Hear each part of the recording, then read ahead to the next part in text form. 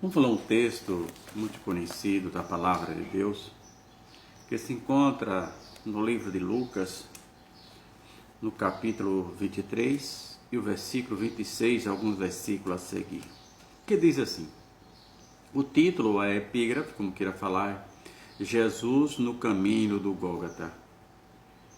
E quando iam levando, tomaram certo Simão, sirineu, que vinha do campo, e o puseram-lhes a cruz às costas, para que o levasse após Jesus. E seguiu grande multidão de povos e de mulheres, as quais batiam nos peitos e lamentavam. Porém Jesus, voltando-se para elas, disse-lhe: Filha de Jerusalém, não choreis por mim, chorais antes por vós mesmos e por vossos filhos. Porque eis que hão de vir dias em que dirão: bem-aventurados as estéreis, o ventre que não geraram e os peitos que não amamentaram. Então começaram a dizer uns aos montes: cairão sobre nós, e outros: outeiro, cobre-nos, porque senão, porque se hão de madeira verde fizeram isto, se a madeira verde fizeram isto, o que se fará ao seco? Observe que Jesus, quando Jesus ia a caminho do Gólgota, cansado, chicoteado, caminho da crucificação, totalmente dilacerado o seu corpo, as cicatrizes abertas pelos cortes profundos, pela ponta do chicote, que havia 3 ossos, que na verdade eram objetos perfurantes, e toda vida que batia o chicote ficava os furos. Então Jesus estava todo dilacerado, como disse o profeta Isaías.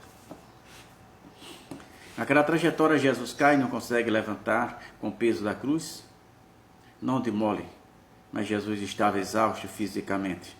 Jesus estava caminhando como um homem, não como Deus. E Jesus estava debilitado, fragilizado, mas tinha um objetivo. Ali era a última linha, como eu falo sempre. Jesus estava próximo de cruzar a linha da sua maratona e, para tanto, ele não podia fugir disso. Ele precisava cruzar aquela linha de chegada. E ali estava Jesus. E as mulheres começaram a bater no peito, chorando o estado de calamidade que Jesus se encontrava, o sofrimento. Jesus volta para ela e diz: olha, chorais por vós mesmos. Jesus estava se referindo ao que iria vir nos anos 70. De todos os anos cruciais de Jerusalém, os anos 70 foi o pior deles, em Jerusalém. Quando, nos anos 70, o general Pedro Vespasiano, pelo qual tem uma rua que dá nome a ele aqui nessa cidade, sitiava Jerusalém. E o imperador em Roma morre. Em todas aquelas cidades, Jerusalém já estava com meses sitiada, cercada totalmente. Ninguém saía mais. Então o general é aclamado imperador a guarda que estava com ele e outras regiões das províncias, de outras regiões de outros países, também aclamaram, mas quem chegou vivo a Roma foi Pedro Vespasiano. Então ele, que era o general que sitiava a cidade, então ele constitui como general seu filho Tito,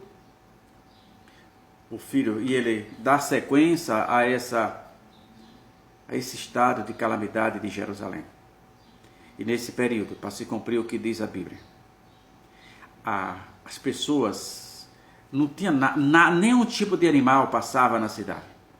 O povo começaram, assim como tempos atrás teve outra calamidade, nessa época o povo começaram a comer os seus próprios filhos.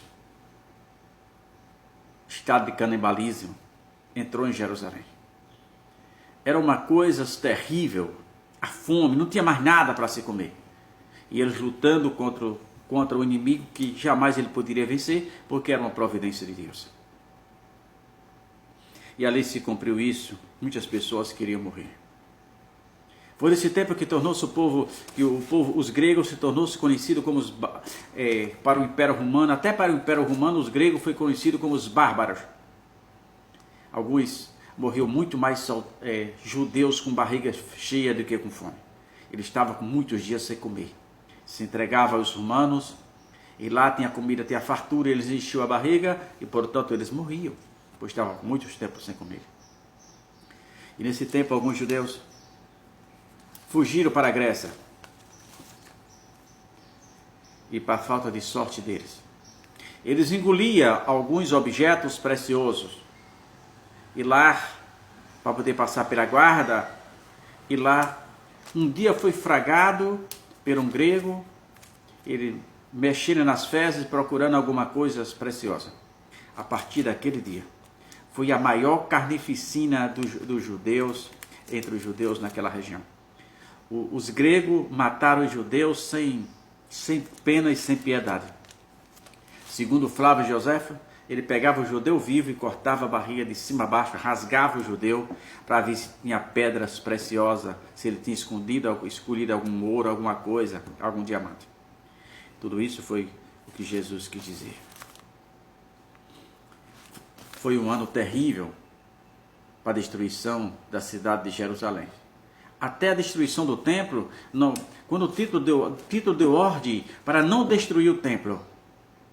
Mas tudo o que Jesus disse tinha que se cumprir. Quando Jesus disse aqui, não ficará pedra sobre pedra que não seja derrubado, precisava se cumprir. Um soldado atira uma tocha sem querer. Não foi proposital. E essa tocha atingiu o templo e queimou tudo. Para se cumprir o que Jesus disse. Porque não era ordem do general destruir a cidade. Ele queria prender os 3 grupos realmente que estavam lutando contra ele. Brigavam entre si, cercado, entrincheirado lá dentro, eles brigavam entre si pelo poder, e depois eles se reuniam todos para brigarem, para enfrentar os romanos. Mas como era possível? Jesus sabia disso. Jesus sabia daquela carnificina, de tanta gente morrendo ali, de tanta perversidade, de tanta fome. Por isso que Jesus disse, voltando e disse para as mulheres, porém Jesus voltando para elas, disse-lhe, filhas de Jerusalém, não choreis por mim, chorais por vós mesmos e por vossos filhos. Jesus estava se referindo aos anos 70. Que tanto sofrimento aconteceu naquela cidade. Tudo isso porque o povo se afastaram de Deus. Porque o povo brincou com Jesus Cristo de Nazaré. O povo crucificaram o Pai da criação. Cuspiram na cara do que o criou. Zombaram dele. E pagaram um preço muito alto. Ainda hoje tem gente zombando de Jesus. Ainda hoje tem gente brincando com Jesus. Mas não brinque não. Jesus é amor. Mas ele é justiça. Você só olha ao lado de amor. Jesus agora está como nosso advogado. Mas vem dias dele ser o nosso juiz. Ele inverte a posição. Me faz lembrar uma história muito conhecida que alguém tinha um advogado muito famoso. Nunca perdeu uma causa com ele. Passaram tempo sem ver. Certamente ele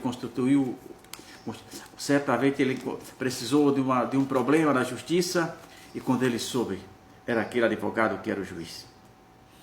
E ele se encheu de alegria, certamente naquela causa ele não perdia. E naquele momento, naquele dia do julgamento ele perdeu. E ele questionou e disse, você foi meu advogado durante tanto tempo. E ele disse, mas agora eu não estou na condição de seu advogado. Eu sou juiz e eu vou julgar. E assim, hoje Jesus está na condição de advogado, tentando nos ajudar, nos guiar, nos nortear, nos livrando de todo mal. Mas virá dia de Jesus ser o nosso juiz. Pense nisso enquanto é tempo.